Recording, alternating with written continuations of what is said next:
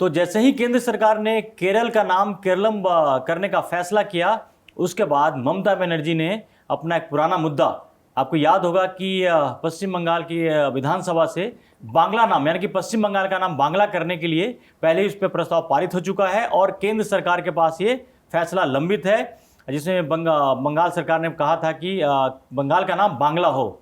लेकिन अभी तक बीजेपी सरकार ने इस पर कोई फैसला नहीं लिया। लेकिन जैसे ही केरला का नाम केरलम किया, ममता बनर्जी को एक मौका मिल गया है और अब इसको बांग्ला मुद्दे को, बांग्ला नाम के जो मुद्दे को वो चुनावी मुद्दा बनाने के लिए वो तैयार दिख रही हैं और बीजेपी पे काफ़ी तीखा हमला करते हुए उन्होंने कहा है कि भाई केरलम जब हो सकता है तो बांग्ला क्यों नहीं।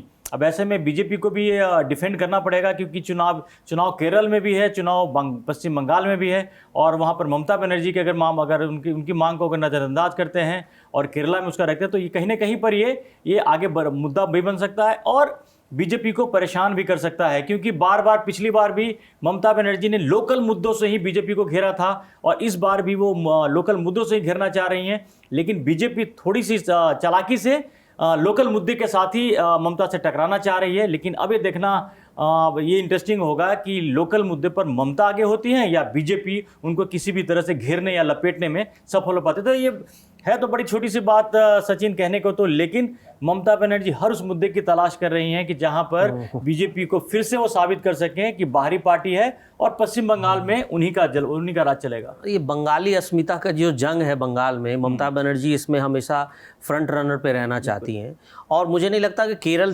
केरलम होने से, हाँ ऑब्वियस बात है कि चुनाव का माहौल है तो बीजेपी कुछ ना कुछ अपने एज में काम करेगी।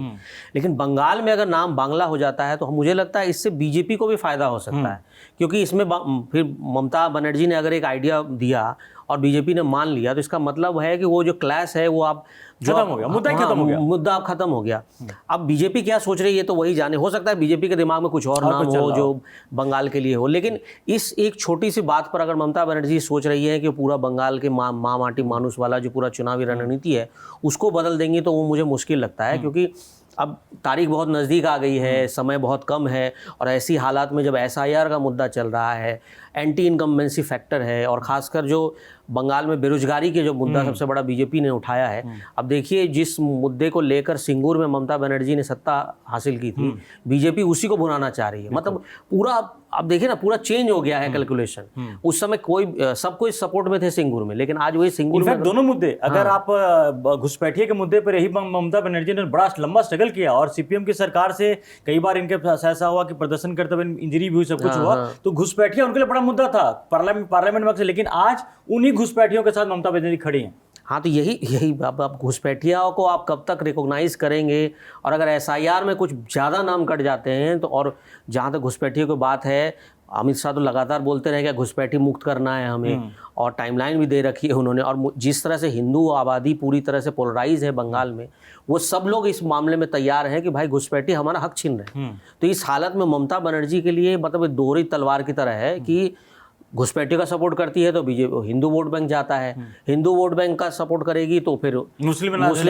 नाराज हो जाएंगे। अब ममता बनर्जी को देखना है कि वो किस राह पर चलती हैं। और लेकिन एक बात है कि इतने सालों से जो उन्होंने बंगाल में सत्ता को पकड़ा हुआ है, लेकिन एक वक्त आता है जब सबकी पकड़ ढीली होती है। बिल्कुल। तो इस बार भी मुझे लगता है कि जो नया युवा है, जो हम जिसको जेनजी जनरली बोलते हैं, और जो यूथ है, जो बीच के लोग हैं, जो मिडिल क्लास लोग, जो अब रोजगार की बात और विकास की बात पर मुद्दा डाल रहे हैं, हाँ, तो उनको ये सोचना पड़ेगा कि भाई वो क्या चुनना चाहते हैं, विकास की राजनीति। वहाँ परिस्थिति सचिन ऐसी दिख रही है क्योंकि वाम दलों का भी एक मोर्चा, पिछली बार गठबंधन था आईएसएफ के साथ, जो इंडियन सेकुलर फ्रंट है, जो फुरफुरा शरीफ का नौशाद सिद्दीकी, उनके साथ उनकी बातचीत बड़ी सफल नहीं रही है, क्योंकि वो शायद कुछ 45 सीट मांग रहे हैं और जो वाम मोर्चा है उनको 25 सीट देने पर राजी है। तो वो अगर वो फ्रंट भी अगर कहीं डगमगाता है तो ममता बनर्जी के लिए तो अच्छा होगा। लेकिन हुमायूं कबीर का एक नाम हमें भूलना नहीं चाहिए कि लगातार वो जिस तेजी से आगे बढ़ रहे हैं, तो मुझे लगता है कि मुस्लिम वोटों पर उनकी नज़र तो है ही। और ममता बनर्जी के लिए जो जैसे आपने बात की, वही सबसे बड़ी प्रॉब्लम एसआईआर ही है। अब उनको ये समझ में नहीं आ रहा है, क्योंकि वो बार बार कभी बेस्ट वहाँ की जो बंगाल में जो हाई कोर्ट है उन्होंने भी ममता बनर्जी इस बात पर लताड़ा है और सुप्रीम कोर्ट से मुँह की खाई है। तो लगातार वो कोशिश कर रहे हैं किसी भी तरह से एसआईआर के मुद्दों पर वो करने की, लेकिन और वो नहीं कर पा रहे। तो मिला जुला की स्थिति यही है कि ममता बनर्जी की सबसे कमजोर कड़ी इस बार दिख रही है एसआईआर और घुसपैठिया, जिसको बीजेपी बहुत तेजी से और बहुत मजबूती से उठा रही है। लेकिन ममता बनर्जी वही कोशिश, देखिए वो भी ऐसा नहीं, खिलाड़ी कच्ची खिलाड़ी तो है नहीं, वो भी चुनाव में बहुत माहिर है। आखिरी मोमेंट में पिछली बार भी देखिए कि बीजेपी कई बार लगा कि बीजेपी को अपर हैंड है, लेकिन चुनाव आते आते उन्होंने खेल को पलट दिया और मुद्दा बना दिया, माँ माटी मानुष का बना दिया उन्होंने। हाँ, लेकिन आपकी बात से मैं भी एग्री करता हूँ कि हर बार काट की हांडी पे ये इस बार तो चढ़ना बहुत मुश्किल है, क्योंकि जो लोकल एस्पिरेशन है और जिस तरह से हवा जो चल रही है, बांग्लादेश से जो हवा आई है, बंगाल में आई है, वो तो अपना असर दिखाएगी। और उसके साथ मुझे लग रहा है कि जैसे चुनाव के पहले इस बार ममता बनर्जी ने साफ कहा कि उनकी लड़ाई बीजेपी के साथ चुनाव आयोग से भी है। तो जनरली चुनाव से पहले ये होता है प्रशासनिक फेरबदल होते हैं। ममता बनर्जी को इस बात का भान होगा कि पूरे बंगाल में प्रशासनिक फेरबदल होगा, फिर वो इस समय मुद्दा उठाएंगे कि इन अधिकारियों को बदला जा रहा है एसआईआर में नाम कटवाने के लिए, वोटर लिस्ट में नाम हटाने के लिए। तो ममता बनर्जी के लिए इस बार जंग बहुत मतलब मुझे नहीं लगता कांटे की टक्कर पिछली बार भी थी, लेकिन इस बार ज़्यादा मुश्किल होगी। और इस बार एक और उनके लिए बुरी खबर है कि खबर एक भी आई है कि वहाँ पर 480 कंपनी बीएसएफ की अर्धसैनिक बलों की जो कंपनी है, वहाँ चुनाव से पहले माहौल चुनाव के लिए उतर रही हैं। तो ये भी एक बड़ा मुद्दा है, क्योंकि चुनाव आयोग इस बार, चूंकि बंगाल पुलिस की जो उससे काफी आरोप लगते रहे हैं कि ममता बनर्जी के इशारे पे वो लोग पक्षपात करते रहे हैं। बीएसएफ पर भी आरोप लगाया था कि बीएसएफ भी आरोप लगाया था, लेकिन इस आरोप प्रत्यारोप के बीच में चुनाव आयोग का पूरा अधिकार होता है। अब मुझे लगता है कि इस बार अर्धसैनिक बलों की तैनाती पिछले चुनाव से कहीं ज्यादा होगी और यहाँ पर फिर ममता बनर्जी को मुश्किल आएगा। देखिए उनकी भी तो, ममता बनर्जी को देख लिया, वही राजीव कुमार जो पुलिस कमिश्नर हुआ करते थे वहाँ के कोलकाता के, इतने खासम खास है, बाद में डीजीपी बनाया, केंद्र सरकार से पंगे लिए। तो तमाम चीजें ऐसा नहीं है कि जिस तरह से ईडी से फाइल छीन करके ले गई थी वो, तो मिला जुला के बंगाल पुलिस की संदेह के घेरे में है ही।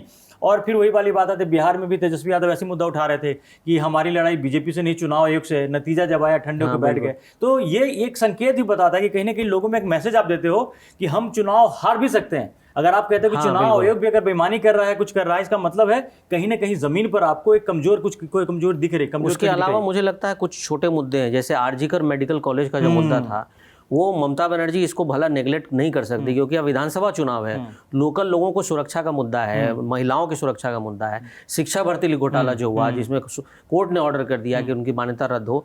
तो ऐसे हालात में जो ये लाखों जो लोग बेरोजगार होने वाले हैं और जो महिलाओं के अंदर जो एक आक्रोश है आरजीकर मेडिकल कॉलेज को लेकर, ये भी ममता बनर्जी को बहुत बैकफायर करने वाला है, क्योंकि बाद में वो हमेशा महिला की बात करती हैं।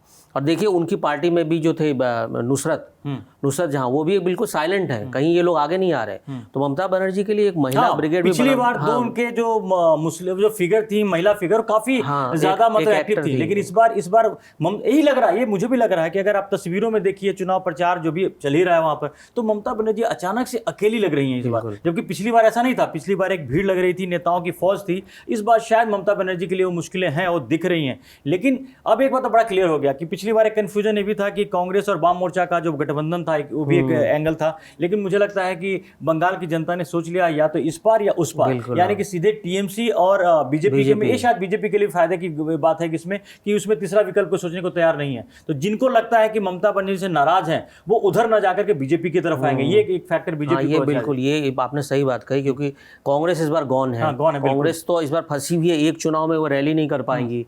उधर असम का चुनाव है, कहाँ कांग्रेस जाएगी, उनका कैडर ऐसे भी कमजोर है। और दूसरी तरफ जो वाम दल है वो तो मतलब गॉन है, मतलब समझिए, मुझे नहीं लगता कि अब वाम दलों का कोई अस्तित्व ही रहेगा इस चुनाव के बाद भी।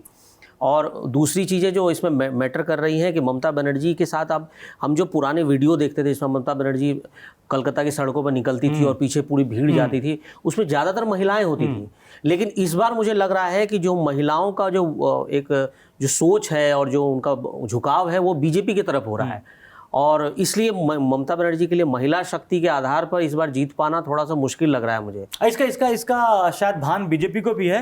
जब प्रधानमंत्री नरेंद्र मोदी ने बंगाल के लोगों के लिए भावुक चिट्ठी लिखी, उसमें उन्होंने जय मां काली, याद कीजिए कि पिछली बार जय श्री राम बीजेपी नारे लगाती थी, लेकिन बीजेपी ने भी अपना वो रणनीति बदला है, जय मां काली। और जो हम कहते थे कलकत्ते वाली बात है, तो इस बार बीजेपी पूरी तरह से काली और महिला सुरक्षा को लेकर, क्योंकि महिलाओं के बीच में प्रधानमंत्री नरेंद्र मोदी का इमेज बहुत अच्छा है। इसका फायदा उनको बिहार में भी काफी मिला, वहां पर नीतीश कुमार और नरेंद्र मोदी दोनों का फैक्टर जो था महिलाओं के बीच में वो काम आया है। और हर चुनाव की तरह, क्योंकि हाल फिलहाल के जितने विधानसभा चुनाव हुए हैं उसमें महिलाओं का बहुत बड़ा रोल रहा हो, चाहे हरियाणा हो या महाराष्ट्र हो या फिर या बिहार में हो, तो बंगाल में भी इस बार महिलाओं का वोट बहुत क्रिटिकल है। इस पर नजर ममता आपने सही बोला कि ममता बनर्जी की थोड़ी पकड़ वहां ढीली लग रही है। और वही मुस्लिम वोट की हमने पहले ही बात की थी कि अगर मुस्लिम वोट में कहीं दरक गया और हुमायूं कबीर जिस तेजी से वो अपनी वो बना रहे हैं, वो ममता बनर्जी के लिए चिंता की बात। लेकिन एक पॉइंट और भी है जो मुझे लगता है कि ममता बनर्जी को सत्ता तक पहुंचाने वाला वोट कौन सा होगा।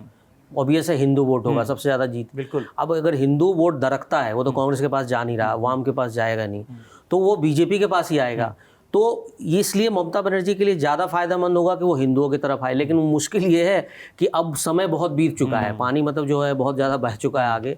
अब इसलिए ममता बनर्जी के लिए इस बार मुझे नहीं लगता कि, देखिए लड़ाई क्या होती है पता नहीं, रिजल्ट और क्या बार आता बार है। हम बिहार की बात इसलिए कर रहे हैं कि बिहार में हाल में चुनाव हुआ, वहां भी एसआईआर का मुद्दा राहुल गांधी ने बनाया, वो बैकफायर किया। यहां भी ममता बनर्जी शायद वही गलती कर रही है, क्योंकि लोगों के बीच में एसआईआर मुद्दा नहीं है। जो जेन्युइन लोगों के बीच में एसआईआर मुद्दा इसलिए नहीं है कि वोट उनके कट रहे हैं जो बाहर के लोग हैं या जिनका इलीगल तरीके से रह रहे हैं। तो ये इसका फायदा बीजेपी लगातार उठा रही है, बीजेपी को फायदा मिलेगा भी। और शायद ये बात, ये परेशानी ममता बनर्जी को भी कहीं ना कहीं पे उनको लग रहा है कि एसआईआर जो हुआ है उससे उनको नुकसान उठाना पड़ेगा। तो वहां पर तमाम चीजें बड़ी क्लियर है, तस्वीर धीरे धीरे बहुत तेजी साफ होती जा रही है। टक्कर सीधे बीजेपी और ममता बनर्जी के बीच में है। ममता बनर्जी को एक ऐसे मुद्दे की तलाश में है, वो है एक ऐसा इमोशनल मुद्दा ढूंढना चाहती हैं जहां पर वो बीजेपी को उन पर दबाव डाल सके, लेकिन फिलहाल वो मिलता दिख नहीं रहा है। तो बांग्ला का जो मुद्दा है, जो बांग्ला वहां नाम बदलने का, वो कितना क्लिक कर पाएगा वो देखने वाली बात हो गई। तो इन तमाम घटनाओं पर हमारी नजर बनी रहेगी। अभी तक आपने कड़क को सब्सक्राइब नहीं किया है तो जल्दी से सब्सक्राइब करें। फिलहाल के लिए धन्यवाद।